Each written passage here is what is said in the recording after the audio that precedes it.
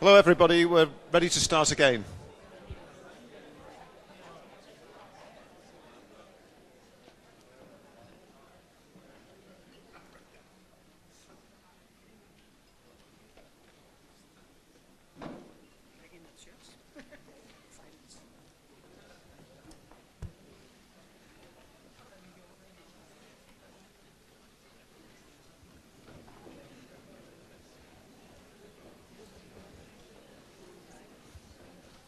Then we have to sit down so they can touch us. No, they can touch you. Yeah. Even with your internet. Okay. Yeah. And now you have to work. So now we invite you to come up here. And there is one free space, but there's also possibilities of touching. Maximum 5. We can have 5 at a time. Yes, then touch me. No, I don't touch you. Okay. I use the free space and I will leave very soon. Okay. No, Okay. but the idea here is to have an ongoing conversation here, and you can join this conversation. You are really invited to come, but not just a question and that's it, but engage with us in the conversation. Yeah. So the idea from now is a rolling conversation where you've got to feel free that Lona and I, if someone walks up and just taps us on the shoulder, we will walk back into the audience, and then that person replaces us in an ongoing conversation. So the idea is don't just ask a question, become part of the conversation, then in your turn you will be replaced. So the idea is to have a flow of conversation with a maximum of 5 people at the front. So Lona and I should be going first. We should disappear shortly. Yeah. Well, okay. I'm not used to this form, and I'll start by posing just small, rather perhaps technical questions to the presentation made by Engestrom. You put up this square with different learning forms and different dimensions, and my questions, is if you could elaborate a little bit about the concept of the known and the new. I get the idea when I look at the lowest level of your square, the traditional knowledge you put in the new side, and I see that is new for the students, for the pupil, the knowledge that they learn in the traditional school knowledge. Can we get that? Yeah, slide up there, that would be easier.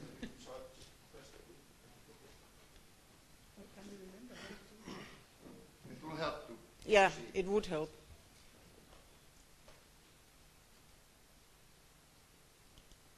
This one, yeah. Traditional school learning and apprenticeship learning. Traditional school learning is for new activities because the student don't know what to use it for. And the apprenticeship learning is for existing activities because students look at somebody and think, they are already in the activity. Yeah.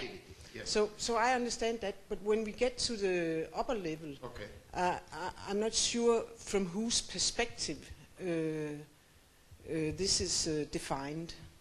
What is defined? The problem-based, the existing activity and for new activity. From whose perspective is problem and project-based learning existing, and for whose perspective is expansion learning for new? Basically, this for me is a societal distinction. Basically, if you look at the uses of problem and project-based learning in typically higher education, largely that stems from various kinds of professional learning programs. So the medical schools are a prime example. Yeah. And if you think about how problem-based learning emerged in medical schools, it did not emerge as an attempt to radically change medicine, as a radically change healthcare, or radically change how doctors should operate. It emerged in order to make the doctors less bound to book knowledge and more ready to face the real problems in the field, to turn them into a problem solvers rather than people who are oops, I don't remember this from the medical school. You know, this was at McGill and many other places where this was born. And it still is very much like that. If you look at how Harvard Business School uses the cases, you could say also the case method in business schools, the same thing. It's not in order to radically transform how businesses are made, but to make the managers more agile. Okay. And so it's not the idea to radically change the nature of management. What I'm saying is that in expansive learning, you actually face radical changes. You have to face the unknown. You're oftentimes in crisis, and the only way through the crisis is to renew yourself fundamentally. But then, so that's what we're interested in, that corner of the four field. Okay. I guess if you had used the term case-based learning, I would have understood. Because you used problem and project-based learning, you know, I'm from Aalborg University. Well, and we think that... this is a purposeful insult on Aalborg, of course. You see, sort I came from the student movement too, and your achievement was the sort of a permanently new pedagogy at Aalborg. Of course, most of us only got black eyes, and so we're very jealous. So that's probably it's good. Okay. No, but seriously, of course, project-based learning does not come from higher education. That comes from the DOE tradition in schools, in which DOE's project method, basically, was actually not only about existing, but it was almost backward-looking, because Dewey idolized craft. And for him, the project work in schools was largely about learning crafts, not about industrial work, which was the industrial revolution was raging like hell, and he was talking about craft. Okay, maybe you're right in that, but still the way we have adopted problem and project-oriented learning is to focus on identifying problems which have no known solutions and going through actually cycles. I think. But this is. Yeah, I think you're quite right in pointing out that the boundaries are there, very, permeable. Yeah. And there's no strict, I'm really glad to hear if what you practice as problem and project-based learning actually steps into something that might be better described as aspects of expansive learning. That's great. However, for expansive learning is known by its outcomes, what actually is produced, not only in the minds of people, but in the world, how practices are transformed. So no matter how wonderful ideas you have, if the practices remain the same, then something is missing. Can I ask, building on that conversation, I think you should talk to Etienne because he's starting to feel lonely. it's a question of you. In terms of expansive learning, what's the relationship between individual cognition and to go into the unknown, and also how a group, or whether we use the term network, community of practice, or another form of describing, to generate expansive learning? So I want to know, how far is it individual cognition, and how far is it a process of socialization to achieve expansive learning?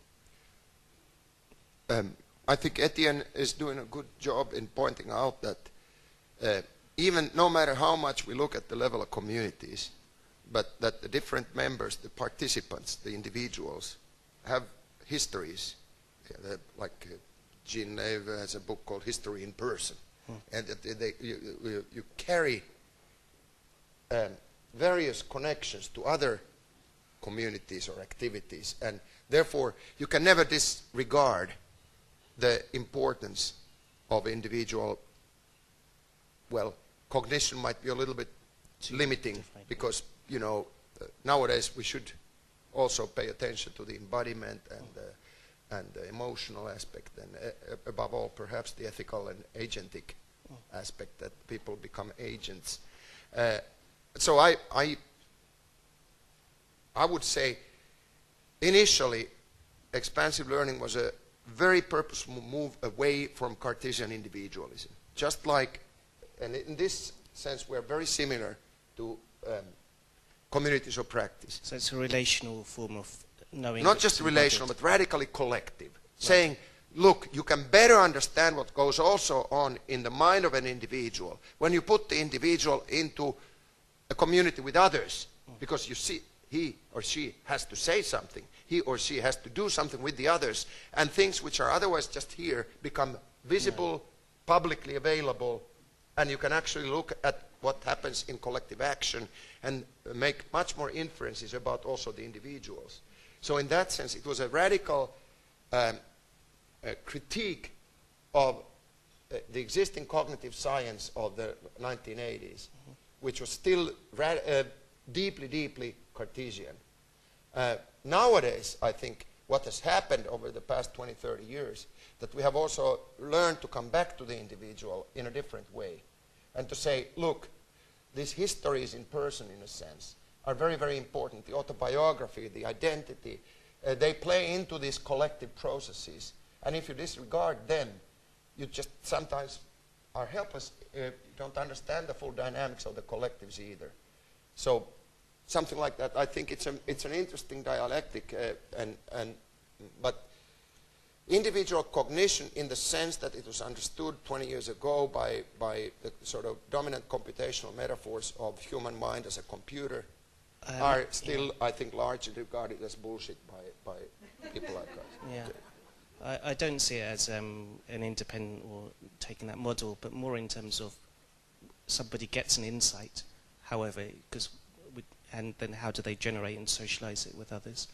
But also picking on weak signals and doing things which aren't. To me, so the explicit. crucial issue is how to bring together these levels of analysis, how to bring together the sort of autobiographical analysis and the analysis of the transformation of the whole collective activity. And this is rarely done or rarely even attempted. I'm sure you have. I need your slide. Which one? Yeah. Actually, that was a great way to start what I want to ask. This is my first time at this conference. I know hardly anybody here except for a couple of these people, so I thought maybe the people who come up here should introduce themselves.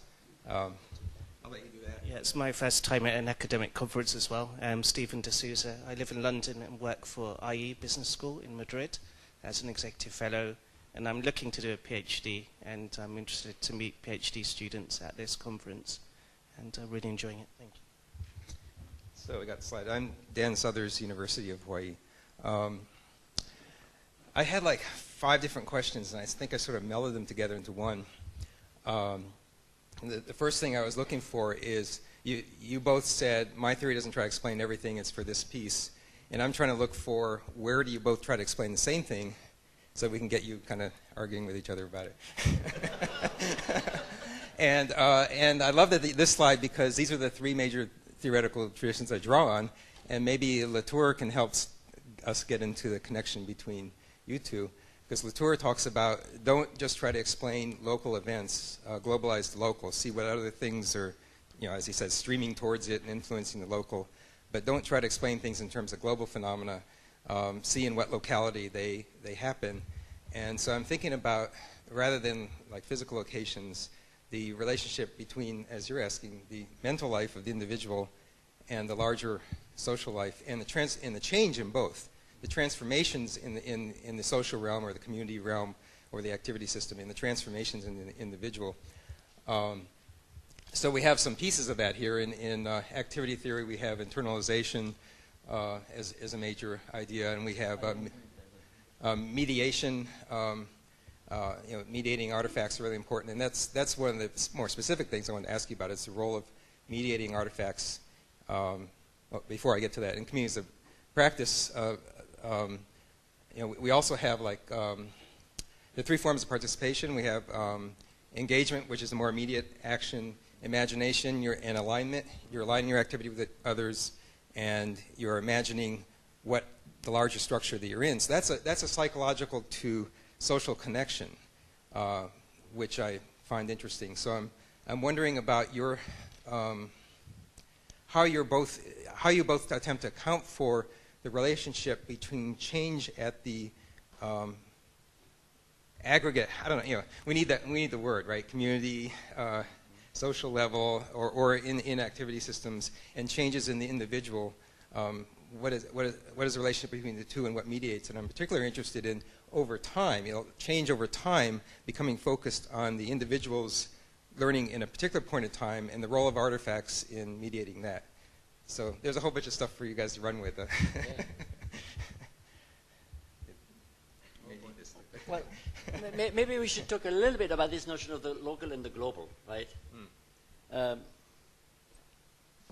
Because I think Latour has a very specific enterprise, which is to develop what he calls an infra-language for the social, right? So he wants to go, he says, he has an ambition, which is to develop a science of the social, right? Which is, well, not my, I don't do care. not assume it, to build it up. Yeah. No, but I don't care about creating a science of the social myself. You see what I mean? I'm not a sociologist, so I have a different enterprise, really. And so, for him, it's really important to say, well, if you do a science of the social, you're going to have to go micro in some sense, right? Because you're going to have to see in the detail how the flows are translated. So, speaking of artifacts, for Latour, an artifact is a translator. He has this notion of mediator. He uses the term mediating, by the way, in a very, very different way than activity theory. See, because in activity theory, a tool mediates activity, right? The relationship between the subject and the object. Well, correct me if I go off there, but that's my understanding of it, okay? Whereas in Latour, a tool mediates flows of intention that pervades the network. You see what I mean? For me, an artifact is much more a reification.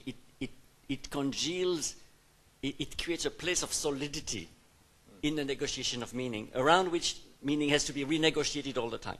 Okay, yeah, like the insurance claim form was a great example.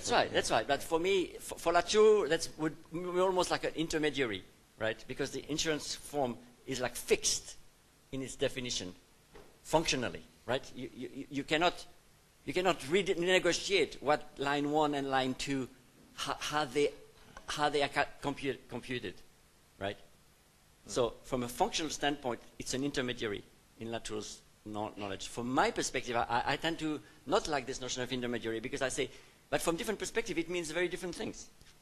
You see, that form means something in the community of people who designed it, in the technical community. It means something very, very different for the people who are filling it out, right? So I tend to say it's just a fixed thing, that form, that forces the renegotiation of meaning to re-happen in different locations. So for me, space and location is very, very important. The social spaces in which an object travels, if you will. So for me, crossing a boundary between two practices for an object is a very significant moment.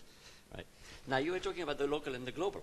Yeah, and how does change at the larger level translate to individual learning and back in the other direction, and what's the role of artifacts in both of your... Don't speak to Latour as much as to each other. Yeah. No, but Do you mind if I add? Okay. Yeah. Do you mind if I add to what you're saying? I'm Drew Whitworth from the University of Manchester. Because what my question was going to be was, don't we risk being a little over-optimistic about the impact of technology on learning? Because you're saying about technology reifying particular ways of thinking, ways of acting. The assumptions that have gone into the development of a technological artifact are embedded in that technology. I mean, that much is implied by the social shaping of technology thesis.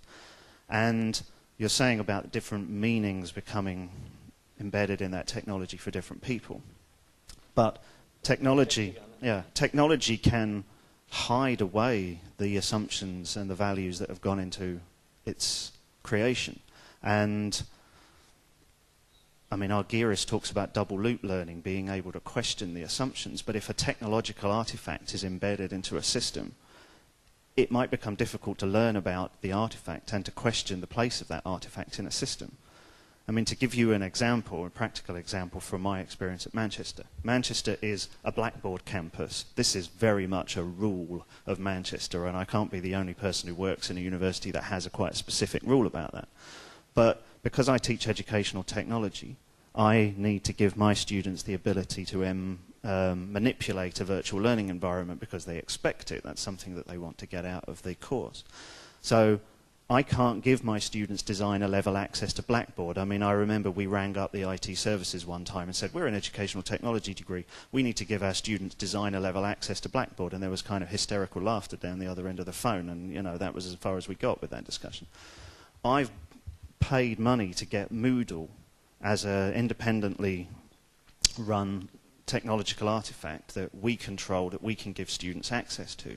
Now, that's me interpreting Moodle as a pedagogical need of my course. But I've also had to defend that choice to the university. I've had to develop a political knowledge about the role that this technology plays, and Blackboard as well, these technological artifacts play at Manchester. Because, you know, Manchester didn't like this. They were very unhappy about this, and we've had to specifically defend our corner in ways that aren't anything to do with the impact of it on the students, but are to do with, you know, why do you want this? Why are you're not going to put Manchester's name on this or anything like that? So this technology there are values and assumptions embedded into Blackboard that are nothing to do with its pedagogical impact, and it can prevent learning. You know.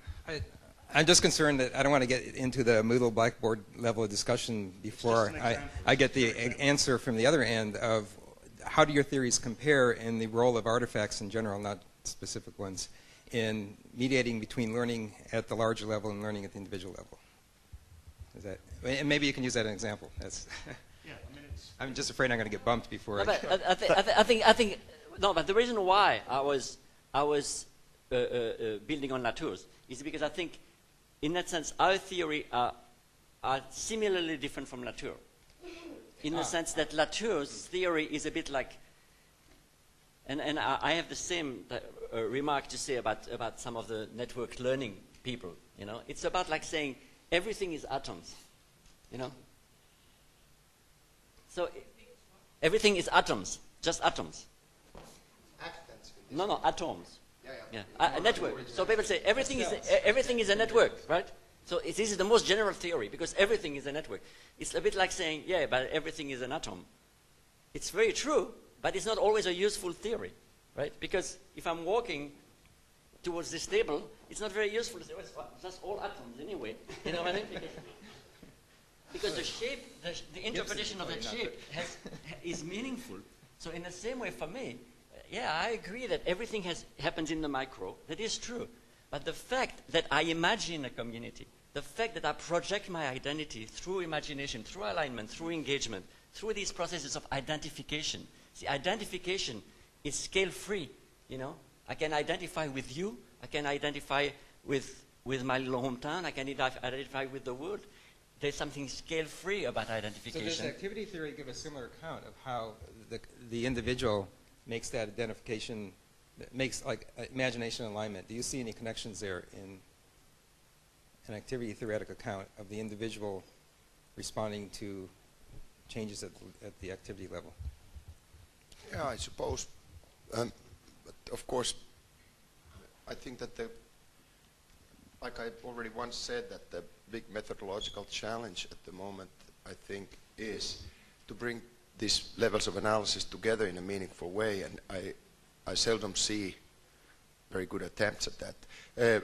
I'd just like to call your attention, Ed Hutchins, in his Cognition in the Wild in 1995, he drew this cube, which the cube represents any moment in the flow of activity.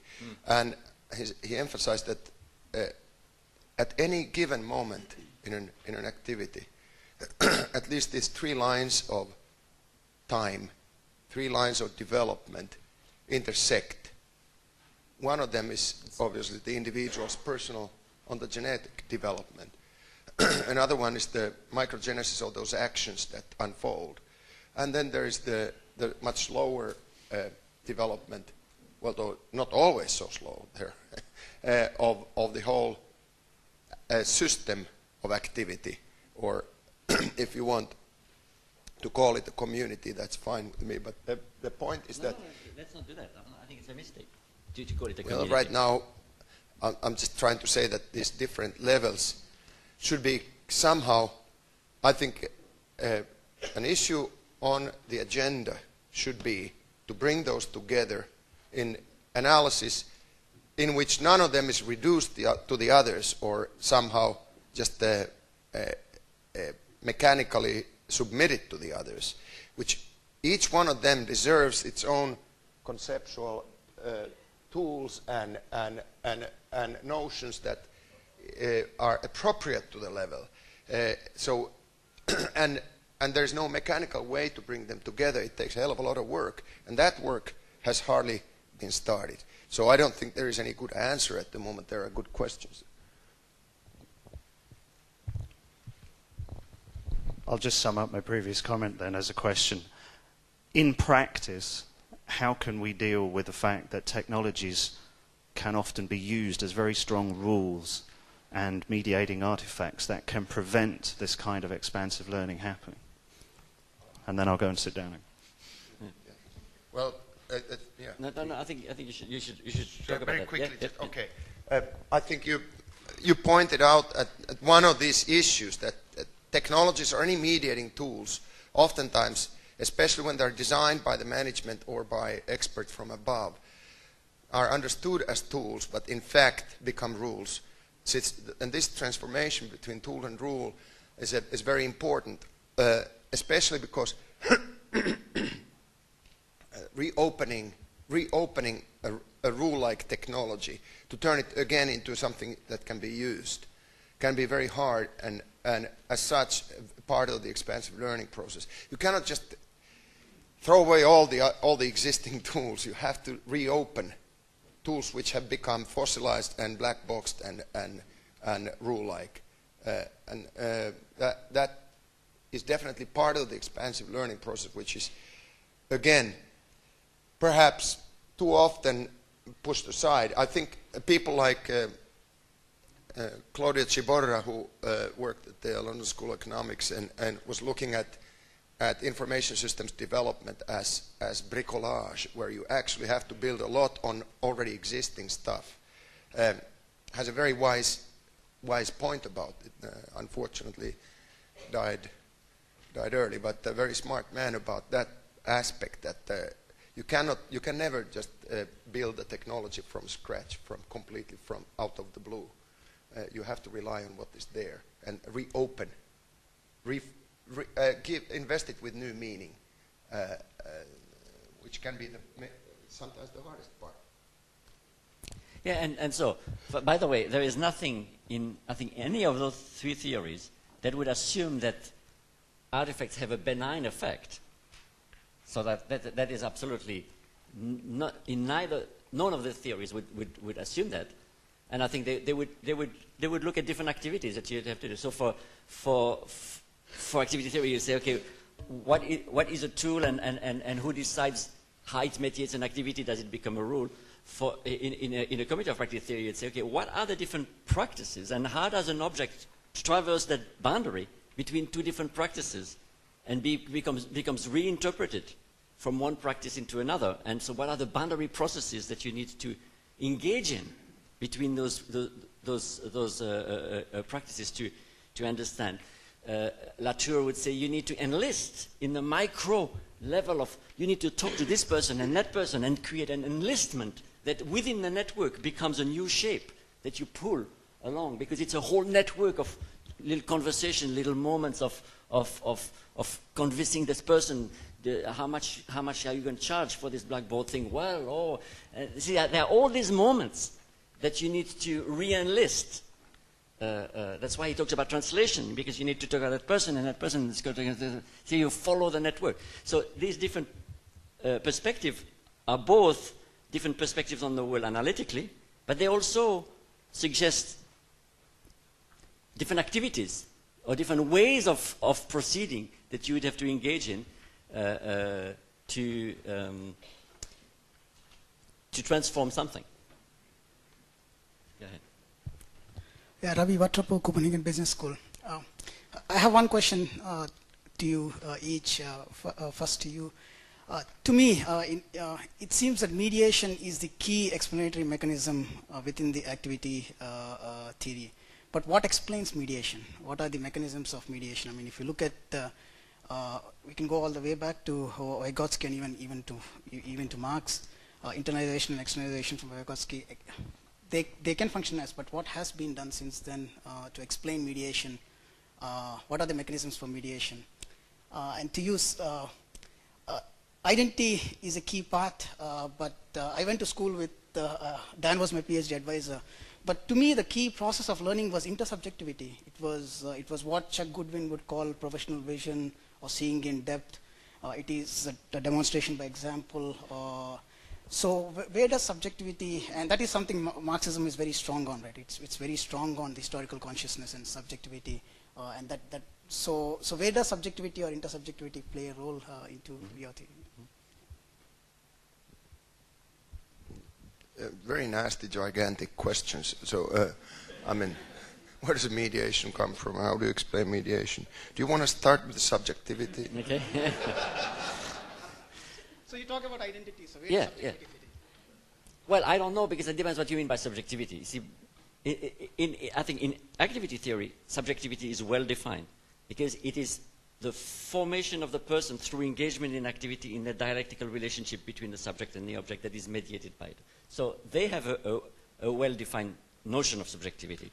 But for most people, subjectivity means it's the difference between being subjective and objective. So people who talk about intersubjectivity, they talk much more about subjectivity as an emotional relationship.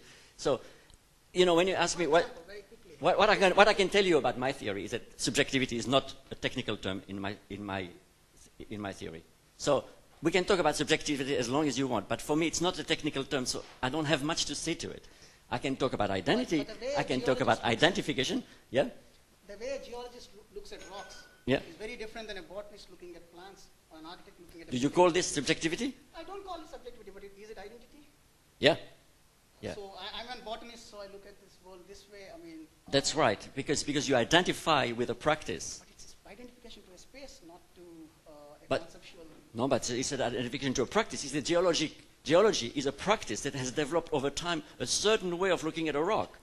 If you become a geologist and you identify with that way of looking, that's why I was saying it's the modulation of identification, because even a geologist is allowed to disidentify with geology and have a nice walk.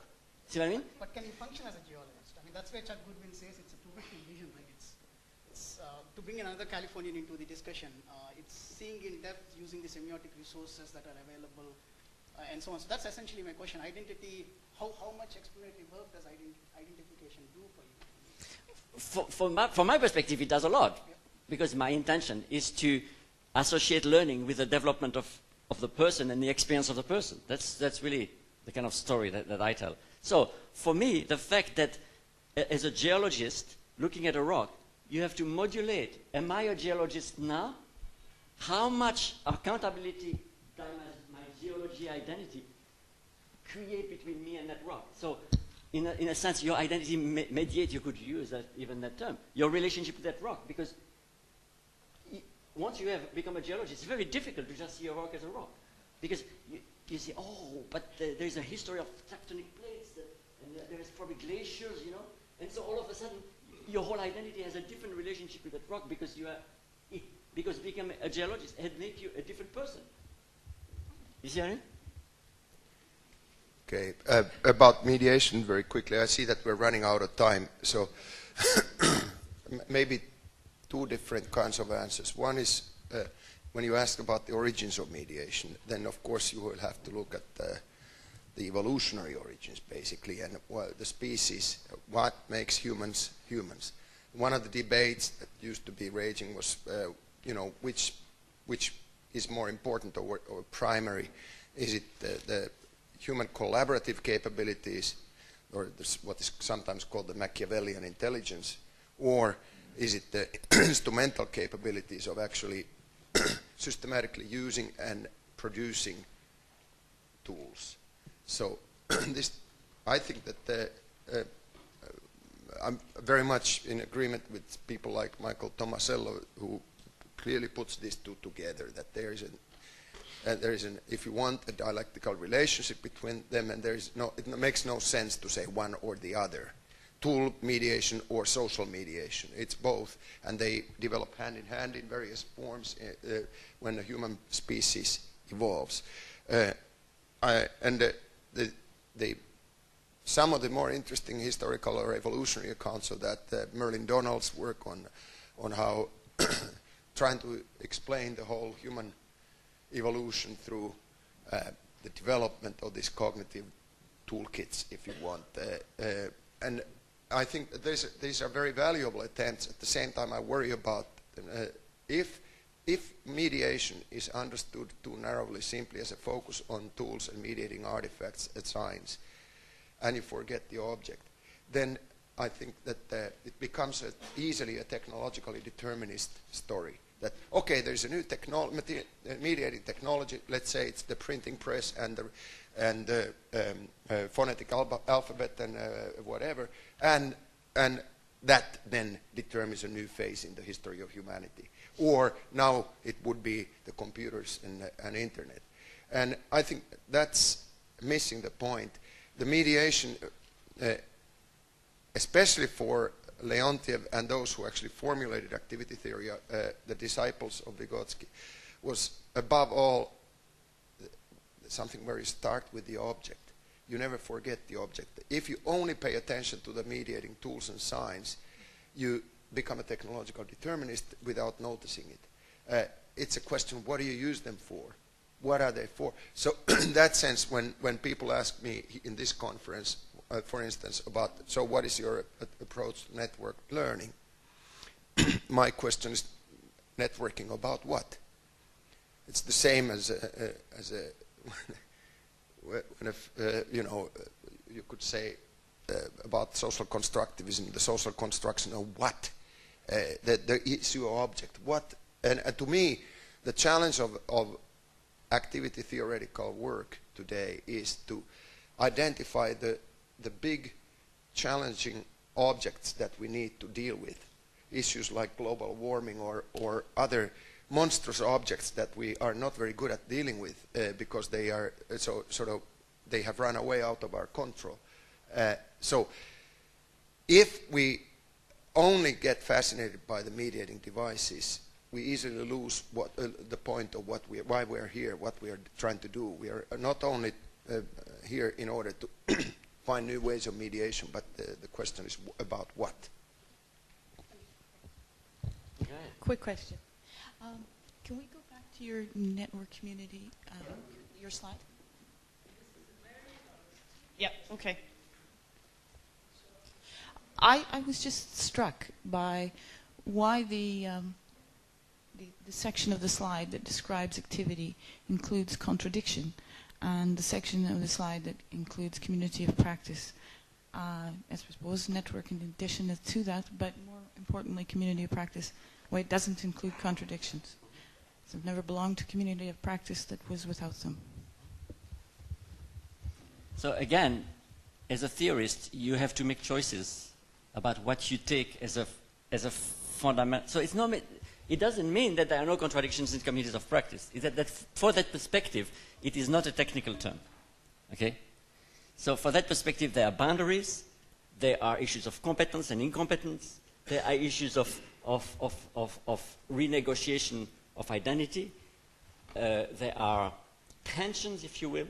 So for me, I tend to take about tensions and duality that you don't resolve. See, it's very dualistic as thinking about communities, because you are inside, outside, you negotiate, you're always a bit inside, a bit outside, you negotiate it. So, because the enterprise is different. You see, for me, I tend to talk about the identity, the transformation in the identity of the person. So I don't feel a need to rub people into their contradiction, through people's nose into their contradiction to change them. You see? So for me, most of the things that could be called contradiction in communities of practice, although I don't use that term, I use dualities because they are not resolvable. They are not something that you will push a person to resolve, because it's a different enterprise. If you want to transform an activity, you have to rub people's nose into their contradiction, because it's only by resolving that contradiction that you move to a different stage of activity. You see what I mean? So it's it becomes a central concept of the theory, because it's a lever. You see what I mean? Does it make sense? Yeah. So for me, boundaries are as important as contradiction. Good answer, thank you.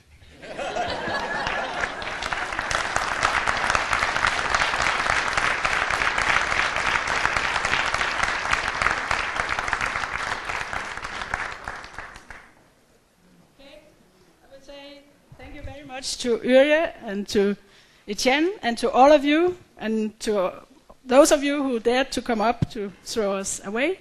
So thank you very much. And now the parallel sessions are starting. So